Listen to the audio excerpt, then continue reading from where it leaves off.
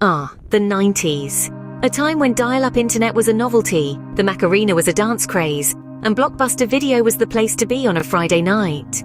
It was the golden age of movies and video games, and for two young dudes named Jose and Kyle, it was the beginning of a lifelong friendship. Welcome to the Blockbuster Dudes podcast, where nostalgia reigns supreme and the popcorn never runs out.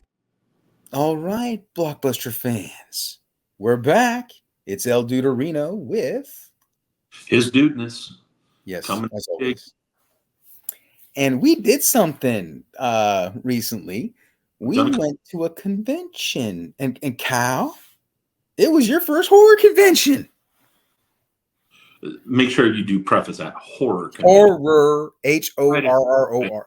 Look, he's making fun of me because he knows that my accent sometimes messes with my pronunciation of the word horror. No, I have to like horror. No, I'm just saying. I've been to many conventions before. Oh no, yes, you've been to many. You're definitely not a convention virgin per se. But it was your first time to one that was specifically of the horror genre. Right. There you go. So he's an experienced convention goer. Don't definitely. Yes, so am I. You've definitely been to more conventions than I have. That's straight up. I'm not gonna even BS. From that point, yes. We're obviously not horror conventions, with that being the overall theme and idea behind it. But when it comes to conventions in general, pop culture, gaming, stuff like that, I've been, like you said, to quite the tenure of my life. So yes. And obviously we haven't said which one. We were at Days of the Dead October 2024 edition. And we say edition because, like I said, typically Days of the Dead is a traveling convention. It goes to several cities throughout the year. It does do Atlanta typically in the first part of the year, January/February. I think this next one for 25 is the end of February. I've got to double check, but I believe it's the last weekend in February. Right. But every now and then they'll do a second outing in a city in the same year. So Atlanta, this is the second attempt. I guess you could say they tried to get their feet wet again, because the first time they did it was August of 2020, I believe, either 2020 or 2021.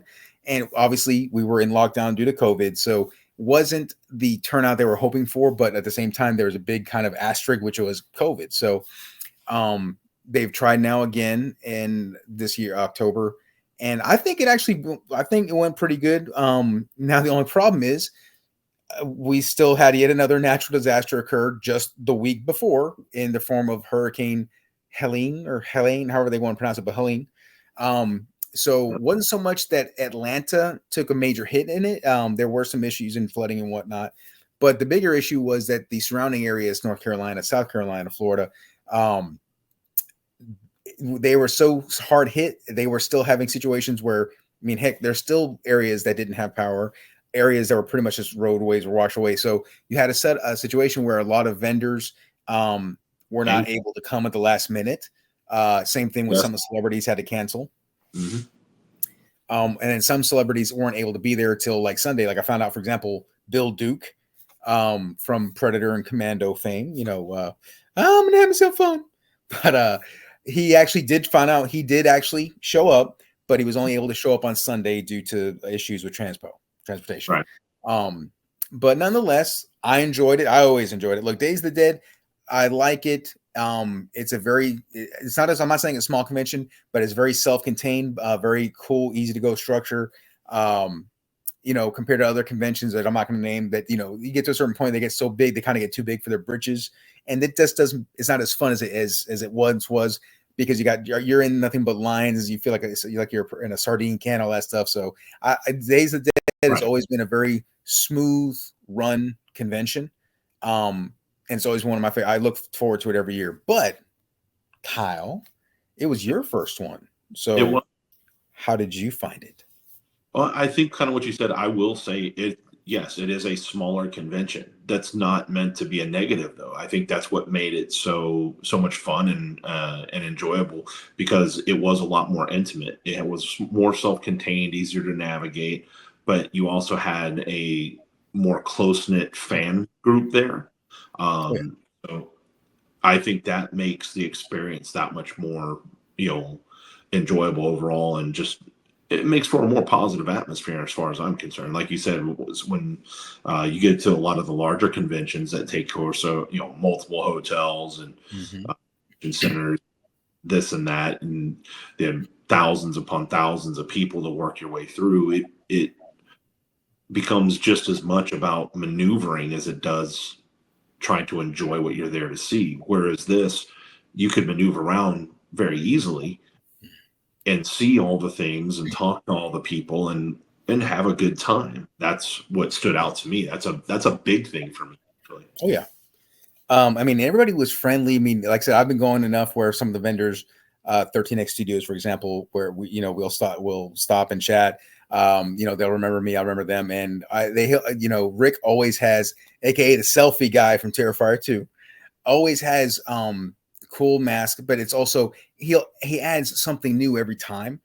Which one of our episodes that'll come up, we'll be doing our haul episode where we show stuff that we got, which I got some really cool stuff this year. Yes. But he always has some cool new nifty stuff every single time, and I picked up a couple this time that I'm really happy with and really proud of. But like I said, so it wasn't just the first time going to a horror convention per se. It's also the first time that you went donning certain colors. Yeah. So for the first time in over 2 decades, I was actually in full uniform, and I could sit here and tell you that it didn't feel natural or right, but I'd be lying because it did feel natural. It felt right. Right. Yeah. And then being there and walking around amongst the people at the convention like that, just as you had referenced, from when you had done it at the last convention, the blockbuster love and the nostalgia trip is real, and talk about opening up communication and telling stories, and it was phenomenal. I loved it. Oh yeah, I mean, we even got to meet one of the people I referenced in the previous time that I did it. She had told me stories about what it meant being able to go into the store and kind of go with her children, and she remembered me and came right up to me. You saw that yourself. I did. So I mean, like I said, in some weird fashion, it really meant a lot in many different ways to different people. Now the kicker is this: even weirder is this is the first time that you and I were together in the colors in more than 2 decades. Correct. So that was crazy. In more than 20 plus years was the last time that you and I were working in some form or fashion together, donning the colors of the BBB. With both of us donning the colors, yes, but we did do another thing recently that we'll be talking about more soon, where the colors were kind of donned and we were working together, if you will. Wink, true. But in this fashion though, it was like wow. Even my kids and whatnot that went with us and helped us film it. Even they were like, wow, this is kind of weird because, like I said, as soon as we put that shirt on, mentally, we reverted. We reverted back to our teen selves. And that was a lot of the comments we got, especially even from your kids were like, man, we just want to sit back and watch you guys. Oh yeah. We went back into our late teens, early 20s selves, and that's how we are. But exactly, yeah, it was great. And what you referenced, yes, there is this little trailer that's already been released on the channel a couple of days ago for a little ditty called, I shouldn't say ditty anymore, should I? For a little tale called The Blockbuster Tapes. The Buried Alive Film Festival 13-day cinema challenge, which not only have we entered, we've actually completed the tasks. The film is complete, it's turned in, and it will be premiering November 7th through the 10th at the Buried Alive Film Festival here in Atlanta at the Plaza Theater. So if you're local and you want to check out two old school blockbuster guys doing a movie and paying the respect and homage to Blockbuster, okay, come check it out. And definitely check out the teaser trailer that you put up, like you said, on the socials. Yep. It's there for everybody to view and consume. It's also got references and links to getting tickets to that festival. Yes. So just find the teaser, check out the description. The description gives you the website for tickets and everything. But yeah, it was fun. Again, it felt natural, and I can't wait to do that kind of stuff again. Yeah, for real. I'm just like, I mean, I think the biggest compliment we got at the convention was just, we weren't just wearing quote unquote costumes, we're in the uniforms and everything, but even the mentality, just like, Pete, everybody stopped and talked to us. We stopped and talked to people. We had there were vendors there that actually used to work at Blockbuster. We started talking them up. There was that. Again, same thing. People wanting to get pictures, telling us the stories about, I remember we used to go there every Friday night and, insert, getting, this drink and popcorn, movies. That was such a great thing. Missed that, again, the nostalgia and the reference of it. It was all very positive. And I think that's, again, a ringing endorsement to, the culture that Blockbuster provided at the time. I don't think it got enough love for what it was at that time. But now that it's gone, I think a lot of people realize what's missing. And, I'm just glad to be been a part of it and to be able to help, keep that alive, if you will. I know, most definitely.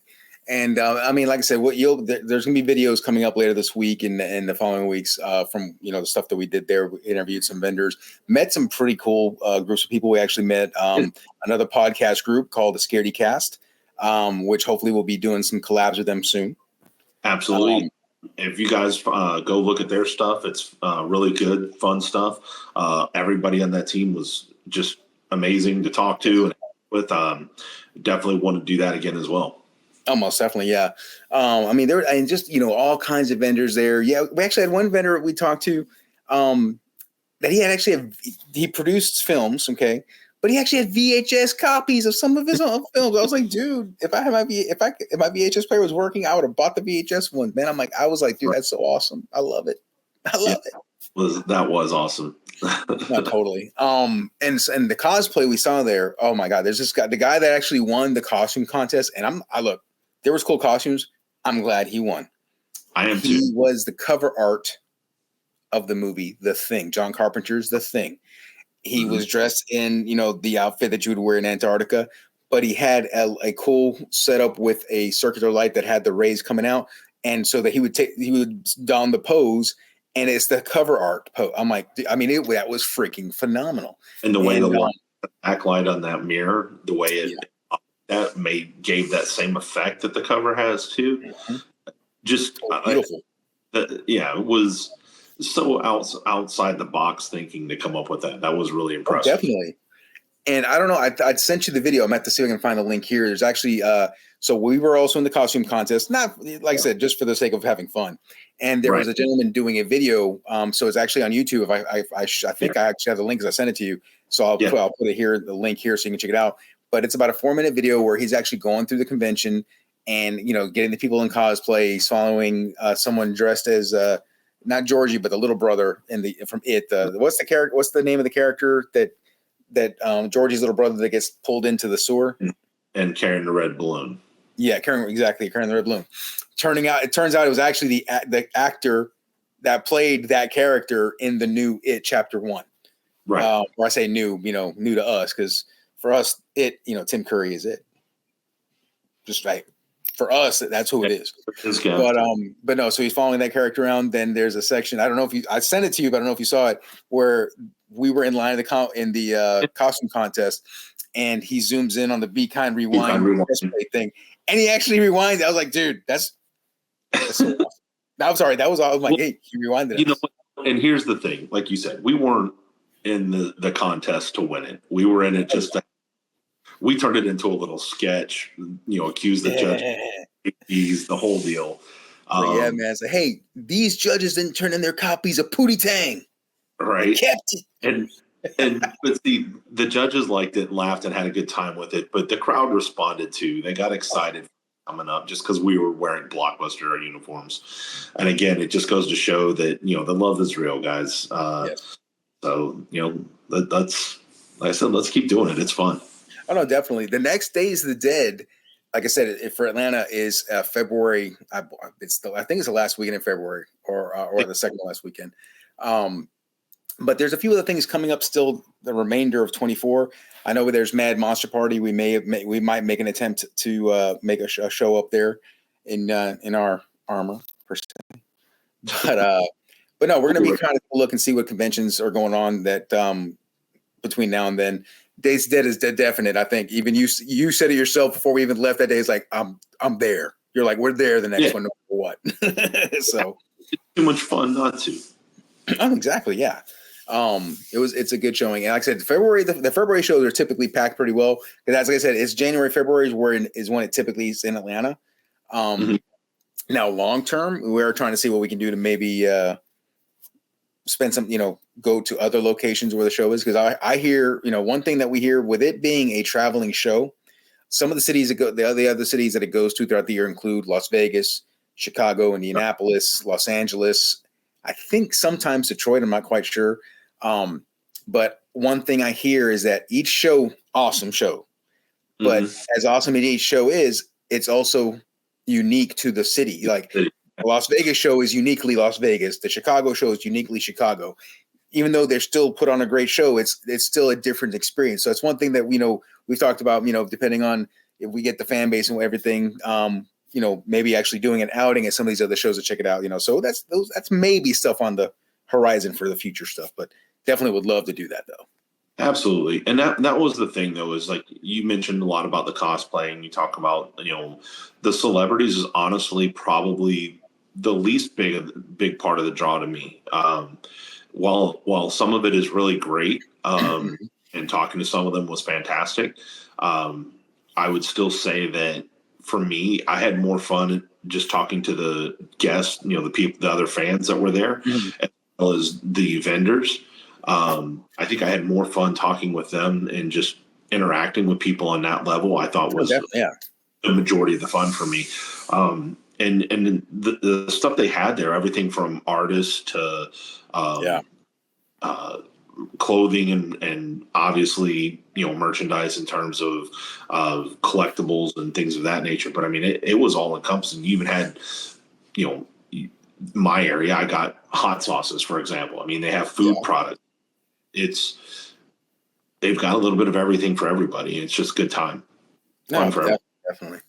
And I actually got the chance to. So speaking of celebrity, there were celebrities there. I don't know how many official cancellations they had, but we did interact with some of them. Two of them in particular. And one, I can't remember his first name, the actor's first name, so I'm going to refer to him by his character's name. I apologize. I'm sure you'll correct me. Last name Carradine. He played Lewis in Revenge of the Nerds.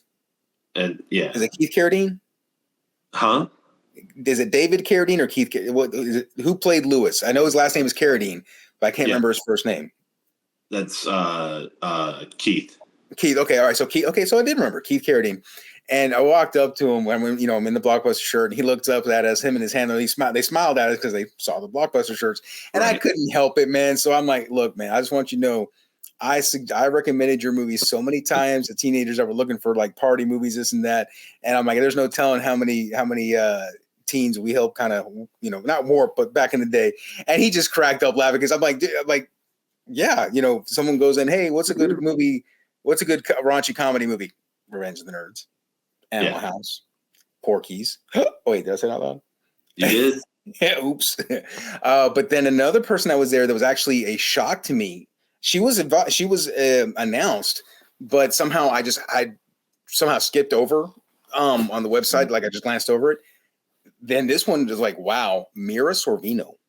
Yes. I was taken aback because I'm like, she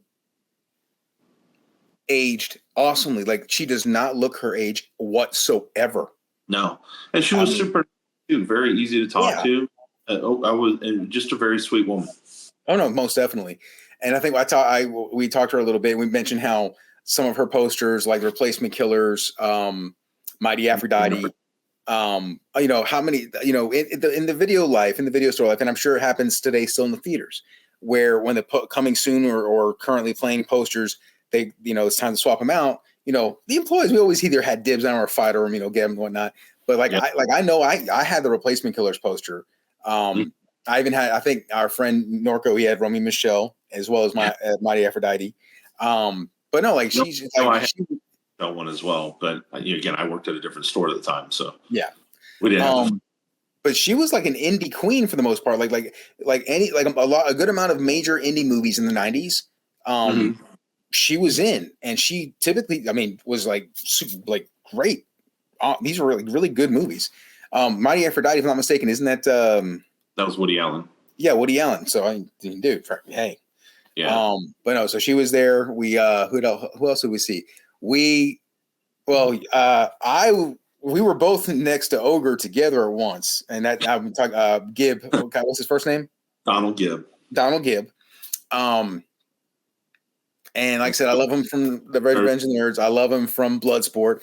But there was one point where you and I were talking to a friend of mine that works the convention, and we realized that Donald Gibb was eating lunch. So we quickly decided, here, let's get out because we don't want to bother the man. We don't want to. He's in the behind area. So, but you got an extra experience. You could say I got the public restroom, but I was in the same room using the restroom with Ogre. Look, it's probably better you than me because I would have been that guy to be like, "Can you just call me a nerd?" Can you just say nerd? I did not mark out like that. I didn't do that. No cheesy, geek out. All right, dude. Yeah, but still, hey, it's a heck of a story. You were using the bathroom next to Ogre. Man. And no, the funny thing was, okay, I cannot, God forgive me, I cannot remember her name. She's an actress in the 2009 remake, reboot, whatever you want to call it, reimagining of Friday the 13th. If I'm not mistaken, she plays the sister to I can't remember the names of the actors, but Jared Padalecki was in it, and she played his character's sister that he was looking for, right? And I like I said, I'll put it in the comments or something, or we'll put it in the description if I can get the name. But she's the one that while they were announcing Kane Hodder and I can't remember her name, photo ops, last chance for photo ops. She's the one that she runs out of the bathroom like, look, I'm in the bathroom doing this. I mean, like really loud, like we did not have her on camera, and the only audio we had was our labs that were our wireless labs, and we were at a good distance away from her. We're not super close to her. And she's just saying that loud. She goes, look, I'm in the middle of wiping. I'm like, there's no photo op while I'm wiping. I'm like, me and you were just like looking at each other. And I think the camera's on you. We were like, it happens, I guess. Because I remember I was reviewing the video. I did not think it picked her up dude, you would have think that she was mic'd. Yeah, that's how sensitive our mics were. You would have thought that she was actually on mic. And I'm just like, I got to cut that out. You better. Yeah, yeah, definitely. Well, she didn't. There's no vulgarity. Like I said, she wasn't in the bathroom, but still, it was just one of those. It's like it just out of nowhere cuts to. Yeah, I'm in there taking. And well, I guess no, there was. She did drop an S bomb, whatever. She's like, I'm in there taking a poop, and I'm in mid wipe, and I'm like, what? She's like, I'm hearing my name that it's time for that. It's that last chance, last call, and yeah, it was funny. But no, that's kind of the thing. Like everybody, and she wasn't saying it rudely. She was laughing about it with the person that made the announcement. So that's what I'm saying. It's like, even from whether celebrity to fan to vendor, the attitude and personality it was a very good vibe. Yeah, it was a very good vibe. And I also think that because of the cancellations, it was a little smaller than it would have normally been, as you referenced.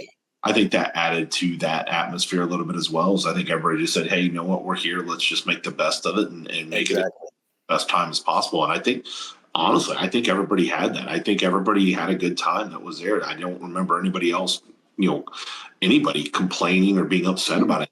It was just having a good time. Yeah. I mean, and we saw some of the I was going to say, there was a couple of, I don't know if they were vendors or not, but there was like these little areas where they were set up for pictures for movies like Rosemary's Baby, the John Carpenter, or not just John Carpenter's, oh my gosh, Creep Show, mm-hmm. The Ring, the old VHS with the setup. We didn't see her, but she was there. He had a Terrifier, Killer Clowns from Outer Space. I was getting ready to say that one. And of course, I got my fat butt chased around by Chucky on a tricycle. That was awesome. That was hilarious. Yeah, it was hilarious. See that footage because it's hilarious. Oh, there's footage of me running from it. Yeah, but no, again, all in all, it's just really fun stuff. And you mentioned a lot of the things and people like we were dealing with, like the ones you were just referencing that, for photo ops. They wanted a photo op with us. Like, Yeah. how cool is that? You know, the people that are there for you to take pictures with wanted one with us. I mean, yeah. With them, it was them to take one with us. I mean, like I said, blockbuster love. It's there. It's out there. We're spreading it. So yes, that we are. I take it that you've already said it, that you're definitely down going forward. Oh yeah, let's do it, man. Heck yeah. It was fun. I want to enjoy it and have a good time. Most definitely. Yeah, So I said it several times between me and you now. The guests, the vendors, all of it. Even the people that were there working the convention were all very super nice. Oh yeah. Down to earth, back chill. It was great. So I concur. I totally concur.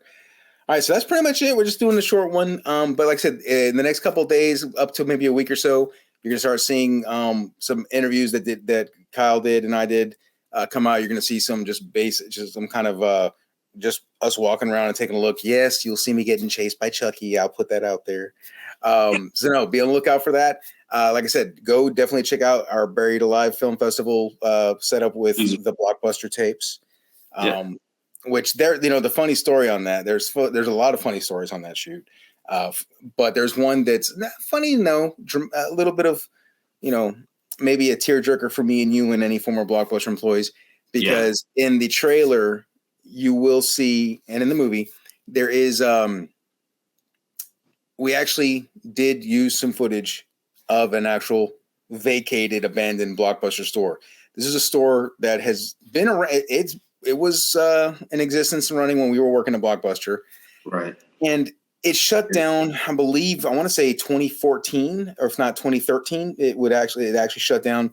They removed all the signage and everything, but the sign had been there for so long that the outline of the ticket is still up on the concrete awning, right? And that place stood abandoned for more than 10 years. Mm-hmm. Some people will call it an eyesore, but that building was there for the last 10 plus years, abandoned. And we decided to kind of include something of it in our project. The day we go there, one of the side businesses that's just across the street from it, like literally, like they share the parking lot, right? They see us taking pictures and some video of it, and taking pictures of ourselves in front of it for nostalgia's sake, right? And they ask us if we're the ones that bought it. So we're like, no, we didn't even know anybody bought it. We used to actually work for Blockbuster. We knew this was here, so we decided to take some pictures of it this morning just for memory purposes, right? Yeah. And timing was funny because they informed us that after 10 plus years, somebody purchased the property like the week ago, the week prior to us sitting there, getting there. Mm-hmm. And then moreover, they weren't reusing the building. The building was to be torn down and something else put in its place. So literally, we by the off chance went there just before it was to be torn down. Like, I don't know if it's still standing as of today. I don't know if it's technically torn down or not. So I'm kind of tempted to drive by and take a look. But that made it even more important for us to get some of the footage and pictures that we got just for picture's sake, because it's like, there's not that many locations. A lot of the locations the building still physically exists, but it's been in something new for a long time. So there's nothing there to show that it used to be a Blockbuster. This one was kind of cool because the fact that, like I said, you saw the symbol, the Blockbuster ticket, you saw the outline and shadow was still there. You can easily see it. Like, even on the doors, it still had the enter and exit signs that had the block. The drop box was still there. And again, if you got up close and look inside, you could still see the colors and the paint. Now, they were obviously some remodeling and some demo already started, but you could still see it and make it out. You knew if you looked at it, you would know it was a Blockbuster. No, most definitely, without a doubt. So when you see the tape, when you see the teaser, if you decide to come and see the movie, like I said, you're gonna, part of that history is in there. I'll leave it at there. But it felt really, it was really, I'm glad that we were there, but it's, kind of bittersweet because knowing that it's about to be torn down, it's like, man, don't make it a historic place. Nah, who's going to make a Blockbuster a historical society bit, but no, so we're going to get all that stuff up to you guys. And, there was a lot of, at the convention, there was a lot of Be Kind Rewind. There was a lot of Make It a Blockbuster Night. There was a lot of Wow. I was like, man. All of it, yeah. Brought a tear to my eye. But, in that vein, Kyle. Let's make it a blockbuster night. Wow. What a difference.